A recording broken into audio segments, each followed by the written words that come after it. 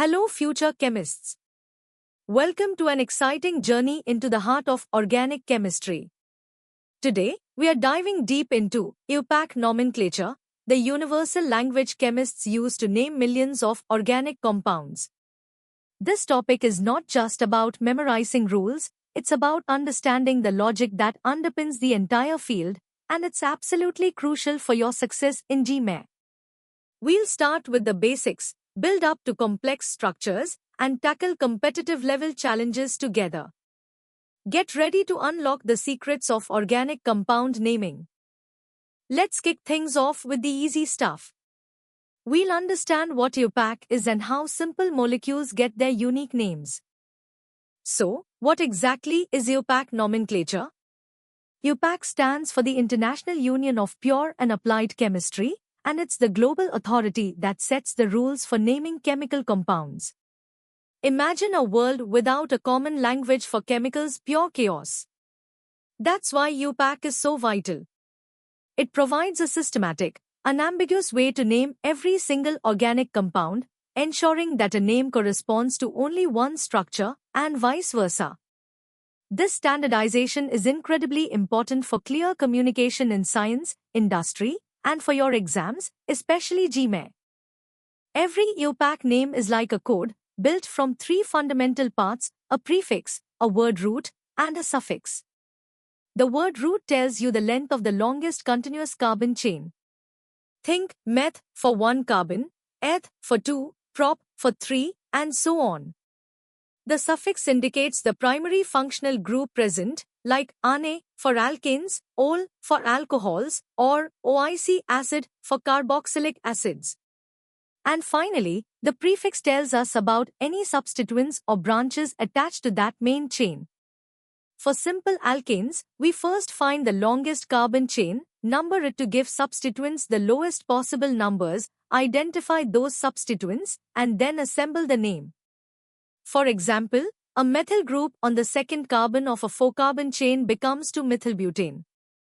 It's like building with Legos, but with chemical names. Now it's your turn to apply these foundational rules. Take a moment to tackle these 3 practice questions. Try to name the given compound, draw a structure from a name, and identify a word root. Pause the video if you need more time. These exercises will solidify your understanding of basic alkane nomenclature. Ready to step up?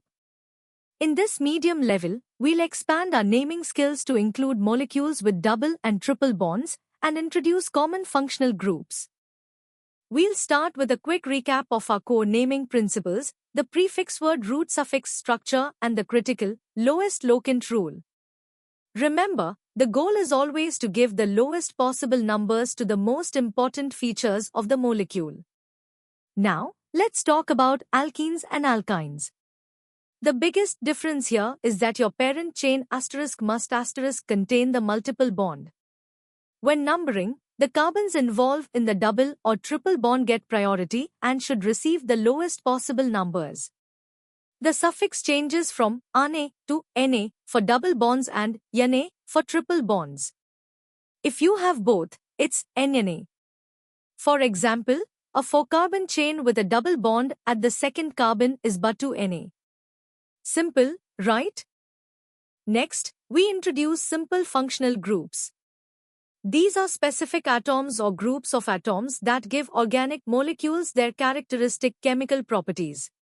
For alcohols, the suffix is -ol. For halolcanes, we use prefixes like chloro or bromo. Aldehydes end in -al, ketones in -1, and carboxylic acids in -oic acid. The key is that the functional group carbon, if it's part of the parent chain, usually gets the lowest possible number, often C1 for aldehydes and carboxylic acids. For example, a 3-carbon chain with an O group at the first carbon is propan-1-ol. It's all about recognizing the functional group and applying its specific suffix or prefix. What happens when a molecule has more than one functional group? That's where priority rules come in. We designate one as the principal functional group, which determines the suffix of the name. All other functional groups are then treated as substituents and named using prefixes. For instance, carboxylic acids have a higher priority than alcohols. So, in a molecule with both, the carboxylic acid will be the suffix, and the alcohol group will be named as a hydroxy prefix. This systematic approach ensures that even complex molecules have a unique and unambiguous name. We've provided a mini hierarchy for you to get started, which is crucial for GME. Time to practice your medium-level skills. These 5 questions will test your ability to name alkenes, alkynes, and compounds with various functional groups, as well as drawing structures. Pay close attention to the placement of multiple bonds and functional groups, and start thinking about the priority order. Take your time, draw them out, and apply the rules we just discussed. Alright, let's elevate our game. The hard level introduces more intricate structures, detailed priority rules, and the naming of cyclic and aromatic compounds. At this level, branched alkanes, alkenes, and alkynes get more complex. We refine the longest chain rule. If 2 chains have equal length, choose the one with more substituents. Naming complex substituents, which are themselves branched, requires placing their names in parentheses and alphabetizing based on their first letter, not the or tri.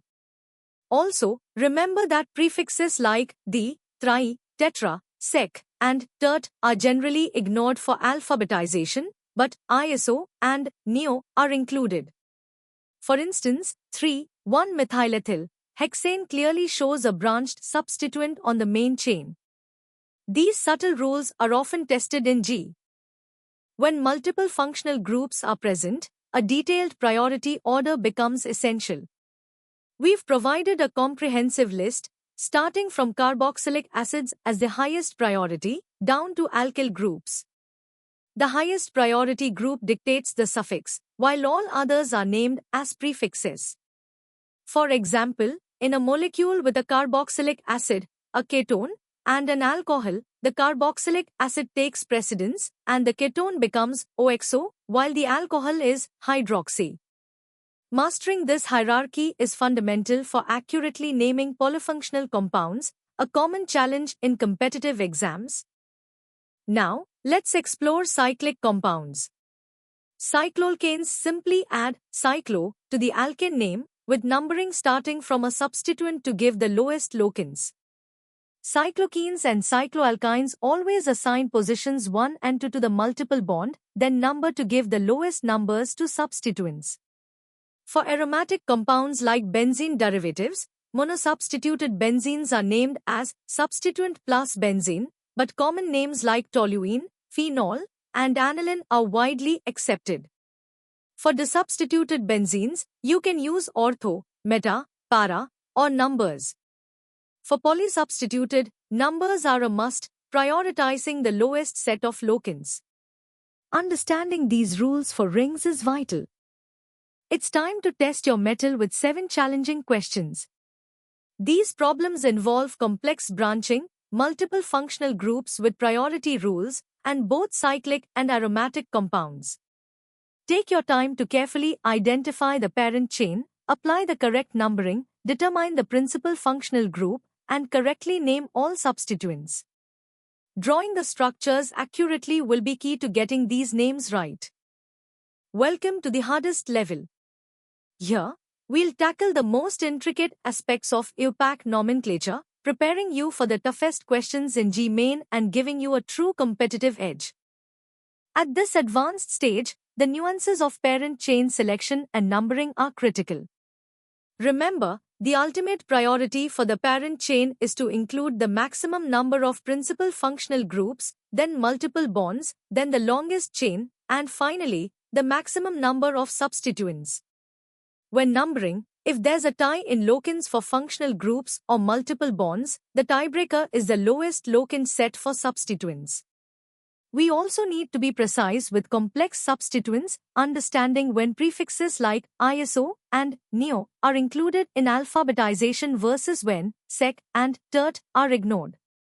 These subtle distinctions are often where students make mistakes in competitive exams. We are now moving beyond simple functional groups to those like acid halides, anhydrides, esters, nitriles, and amides. You must know their specific suffixes and prefixes when they are not the principal functional group. For example, eco group, when not the main suffix, is carboxy. Also, understand the special naming conventions for functional groups directly attached to rings, such as benzene carboxylic acid. This detailed knowledge ensures you can name virtually any organic compound, no matter how many different functional groups it contains. This level of detail is a hallmark of JEE Advanced questions. Let's delve into more complex cyclic systems. While detailed naming of bicyclic and spiro compounds might be beyond GMA, recognizing their structures and basic principles is beneficial. More importantly, we'll focus on polysubstituted aromatic systems, where you'll apply priority rules for multiple different substituents on a benzene ring. For instance, knowing that a hydroxyl group makes it a phenol, setting its position as carbon 1. Also, differentiate clearly between phenyl and benzyl groups. Finally, a crucial competitive aspect is EZ isomerism.